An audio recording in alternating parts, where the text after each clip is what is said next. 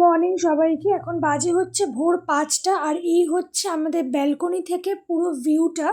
অপূর্ব সুন্দর লাগছে সকালবেলার পুরো ভিউটা। সকালবেলাতে পরিবেশটা পুরোপুরি অন্যরকম থাকে আর এই হচ্ছে দূরের সমুদ্র। আমাদের ব্যালকনি থেকে কিন্তু সমুদ্রটাকে একদম প্রপার ওয়েতে আমরা দেখতে পাচ্ছিলাম। আজকে ভেবেছিলাম আরও সকাল সকাল উঠবো, মানে ওই ৪টে সাড়ে ৪টে নাগাদ, কিন্তু সেটা আর করতে পারিনি, কারণ কালকে রাত্রে অনেকটাই রাত হয়েছে শুতে। আর তারপরেও হচ্ছে আজকে সকালবেলাতে মানে কালকে রাত্রে ঠিক মতন ঘুমটা আসেনি।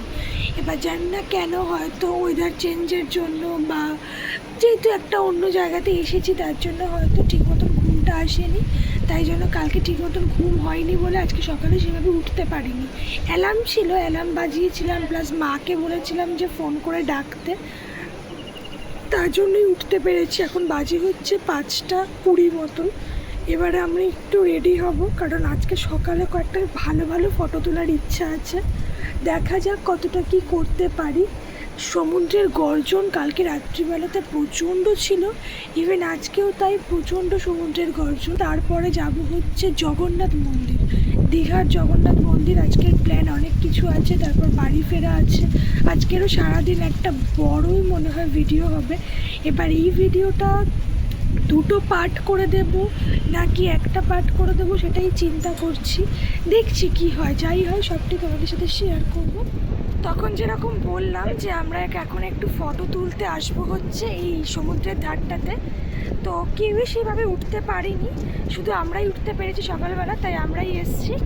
আর এই হচ্ছে আজকে আমার এই আউটফিটটা।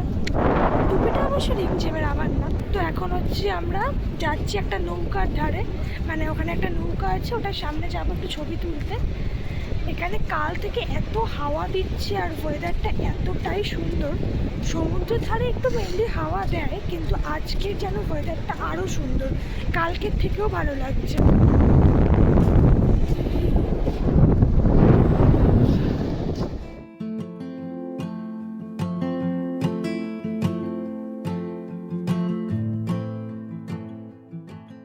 ওই সি বিচে ছিলাম, তো সি বিচের ধারটাতে অনেক ছবি তুলছিলাম, দাঁড়িয়ে সমুদ্রটাকে উপভোগ করছিলাম। হঠাৎ চোখে পড়েছে হচ্ছে ঝাউবন।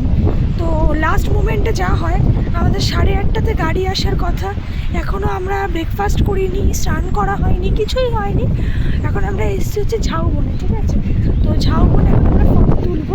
এই হচ্ছে আমার পেছনের ঝাউবন, জায়গাটা জাস্ট দারুণ। রিমঝিমের কিছুই চোখে পড়েনি, আমারই চোখে পড়েছে। এই হচ্ছে ঝাউবন।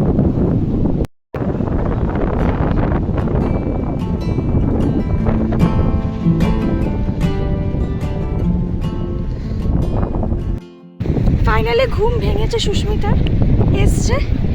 কি ঘুমালে, হ্যাঁ? কখন থেকে সকাল থেকে ফোন করছি যে আসো আসো, ছবি তুলবো ছবি তুলবো। ফাইনালি ঘুম ভেঙেছে। এখন বাজে 7:30। আমাদেরকে আবার 8:30টার মধ্যে রেডি হয়ে কোথায় যেতে হবে? 7:22। ও 7:22, সরি, ও 8 মিনিট আগে আগে বলেছি। তো রেডি হয়ে তারপর আমরা যাবো হচ্ছে দীঘা মন্দির। একদম ফাইনালি এবার আমাদের চেক আউটের সময় এসে গেছে। তো ব্রেকফাস্ট করে নিয়েছি, টোটোটা এসে গেছে।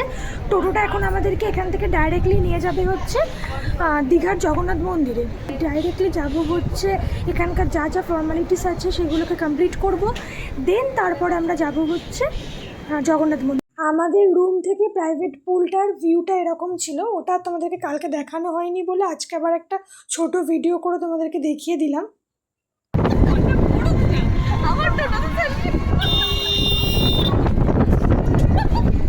বিচারি শুনছি না, এত সুন্দর করে ওকে ওঠে কেন আর ভালো বেচারাটা শুয়েছি।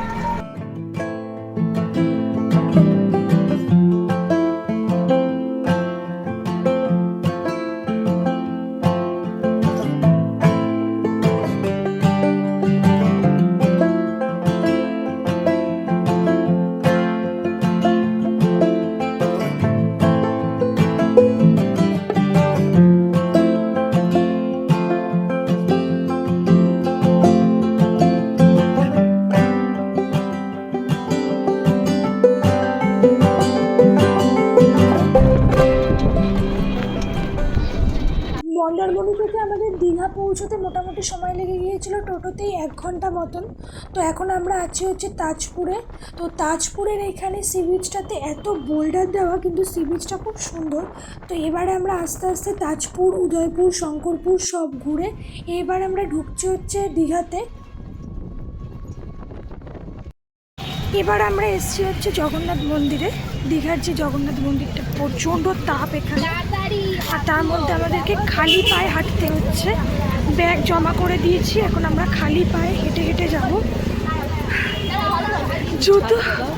জুতো খুলে প্রচণ্ড কষ্ট হচ্ছে, আর তার মধ্যে হাঁপাচ্ছেও, কারণ আজকে রোদের তাপটা প্রচণ্ড। মানে কালকের যা ওয়েদার ছিল আজকে একদমই ডিফারেন্ট ওয়েদার। তো চলো ভেতরে যাই। জগন্নাথ মন্দির,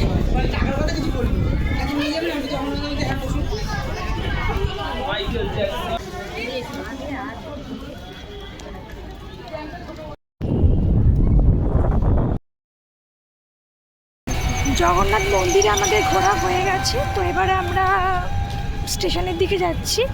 জগন্নাথ মন্দির থেকে স্টেশনটা খুব একটা দূরে তা না, কাছাকাছি, একদমই কাছে। তো আমাদের ওয়াকিং ডিস্টেন্সে পায়ে হেঁটেই চলে যেতে পারবো। তো এখন আমরা যাচ্ছি হচ্ছে স্টেশনে থেকে। এখন আমাদের ট্রেন, তোমাদের তখন যেরকম বললাম 1:10 আছে সাঁতরাগাছি।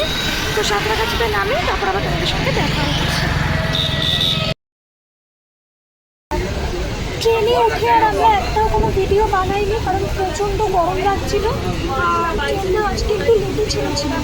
তো আর জাস্ট 15-20 মিনিটের মধ্যে আমরা পৌঁছে যাবো সাঁতরাগাছি। সাঁতরাগাছিটা একটু বাদে আমরা বানবো। তোমাদের যদি আজকের ব্লগটা ভালো লাগে, ভিডিওটাকে এখানেই কেন ব্লগটা যদি তোমাদের ভালো লেগে থাকে তাহলে ব্লগটাকে লাইক, কমেন্ট, শেয়ার আর অবশ্যই সাবস্ক্রাইব করে রেখো। তোমাদের সাথে একটা নতুন ব্লগে দেখা হবে। সবাই খুব ভালো থেকো আর সুস্থ থেকো।